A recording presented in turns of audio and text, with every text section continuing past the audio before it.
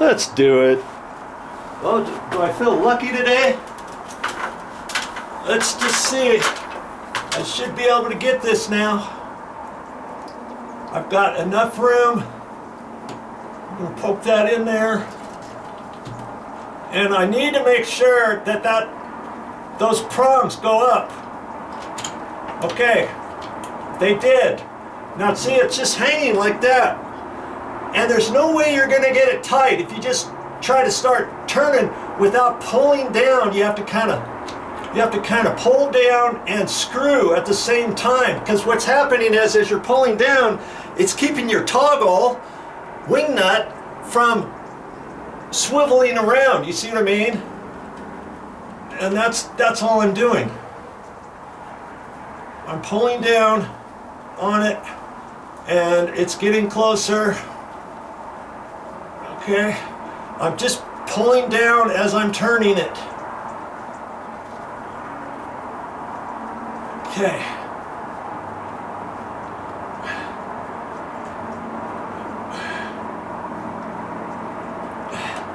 And I want to center it, position it so it's going to cover up the hole on the stucco.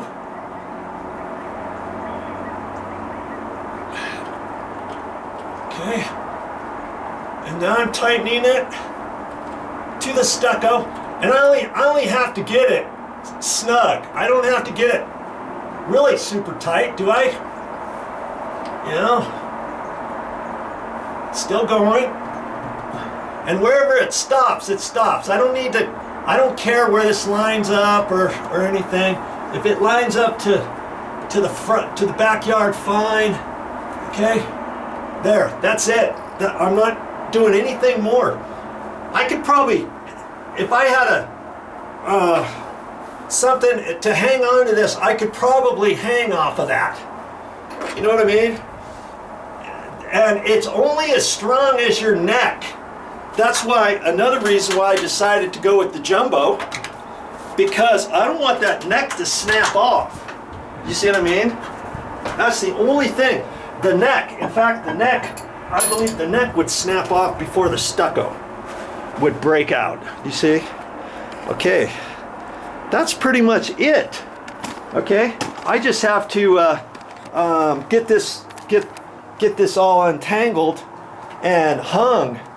And boy, Mommy's gonna be happy when this is up. It's been down for a while. She's been bugging me about it, but it didn't really take that long once I got going. Okay, all right. So that is how to install a swag hook, and there's different ways. Hopefully, I gave you enough information on this video for you to decide if you can install it on your own, and pretty much you do the same way if that was a sheetrock drywall ceiling inside your house, an angled ceiling, a flat ceiling.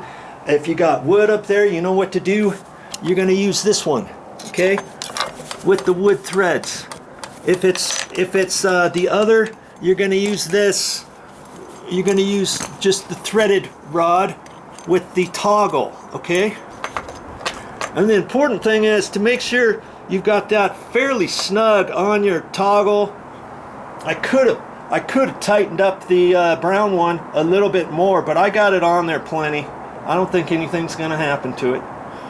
Okay? So if you want to keep watching this video, I'm going to finish it up showing you this after I install it. Well, I'm glad that little project is over with. What am I going to show you next time? Well, it's going to have something to do with this little box. Look at this. It's like a little box. I call that a pancake box. Here's a cut-in box. Here's another cut-in box. Look at that. One's deeper than the other. I'm not quite sure which one I'm going to use yet. And I'm going to be installing some ceiling fans. Ceiling fans to that?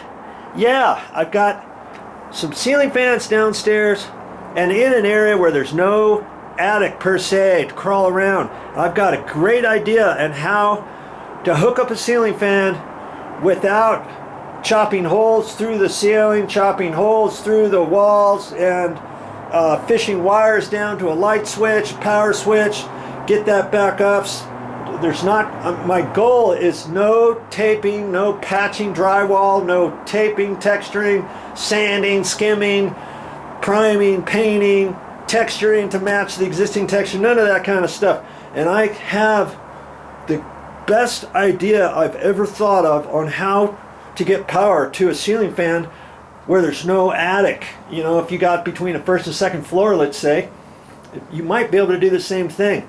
And that is coming up on some of my future videos. Be watching for them on my channel.